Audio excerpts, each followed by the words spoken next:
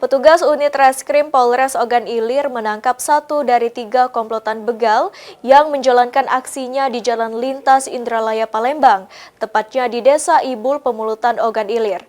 Tersangka dijerat hukuman dengan ancaman hukuman 9 tahun penjara. Inilah MRP 17 tahun warga Kertapati Palembang, merupakan 1 dari 3 komplotan begal yang melakukan aksinya di Jalan Lintas Palembang Indralaya, Desa Ibul Besar, Kecamatan Pemulutan Ogan Ilir.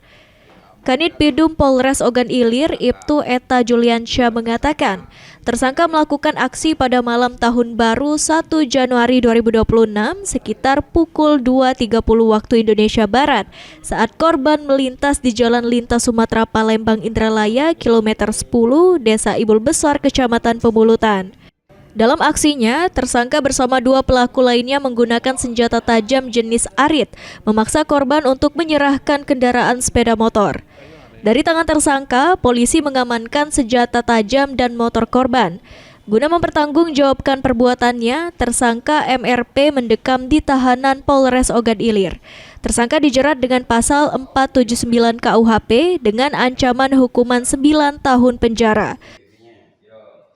Kita amankan 3 tersangka, 2 tersangka ada LP di Polsek Kertapati dan 1 tersangka LP begal pada tanggal 1 Januari 2026 sekira pukul 02.30 WIB.